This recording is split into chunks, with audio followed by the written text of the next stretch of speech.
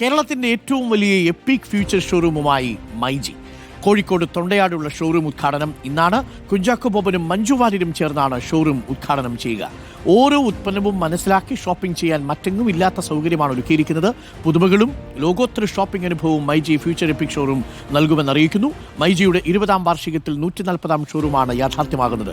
കേരളത്തിലെ മറ്റ് ജില്ലകളിലേക്കും എപ്പിക് ഷോറൂമുകളുമായി എത്തുമെന്ന് myG chairman A K Shaji പറഞ്ഞു. എ കെ ഷാജി ഇപ്പോൾ നമ്മളോടൊപ്പം ടെലിഫോൺ ലൈനിലുണ്ട്. A K Shaji, very good morning Shaji.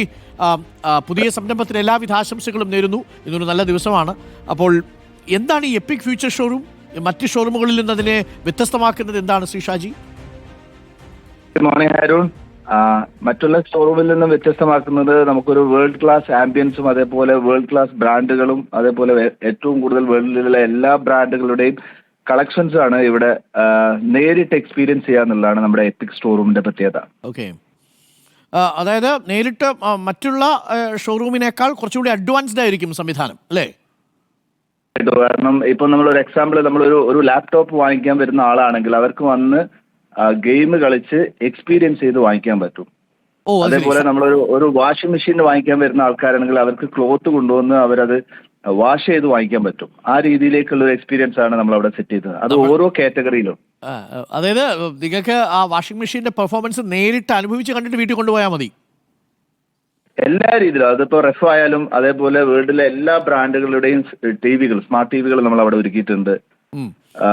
Washing machine ഒരുക്കിയിട്ടുണ്ട്, റെഫ് ഒരുക്കിയിട്ടുണ്ട്, ക്രോക്കറി ഒരുക്കിയിട്ടുണ്ട്. ഒരു വലിയ കളക്ഷൻ ആണ്. കാരണം സൗത്ത് ഇന്ത്യയിലെ ഏറ്റവും വലിയ സ്റ്റോർ ആയിട്ടാണ് നമ്മളിവിടെ ഒരുക്കിയിരിക്കുന്നത്. ഈ എക്സ്പീരിയൻസ് ദി പ്രൊഡക്റ്റ് എന്നുള്ളതായിരിക്കും അല്ലേ ടാഗ്? അപ്പോൾ ഇത് ഈ മറ്റെവിടെയെങ്കിലും നിന്നും കിട്ടിയ ഒരു ആശയമാണോ? മറ്റു രാജ്യങ്ങളിൽ നിന്ന് എവിടെയെങ്കിലും? കാര്യം സാധാരണ ഈ വാഷിംഗ് മെഷീനൊക്കെ അങ്ങനെ പറഞ്ഞു കഴിഞ്ഞാൽ നമ്മുടെ നാടാണല്ലോ, സ്വാഭാവികമായിട്ടും ഒരു കെട്ട് തുണിയായിട്ടൊക്കെ വന്നിട്ട് ഇതൊന്ന് കഴുകി കഴിഞ്ഞിട്ട് കൊണ്ടുപോകാം. അങ്ങനെ സംഭവിക്കില്ല എങ്കിൽ പോലും തമാശയ്ക്ക് പറഞ്ഞാൽ അങ്ങനെയൊക്കെ കരുതുന്ന ആളുകളുണ്ടാവുമല്ലോ. പക്ഷേ അങ്ങനെ ഒരു സംവിധാനം ലോകത്തുണ്ടല്ലോ അല്ലേ?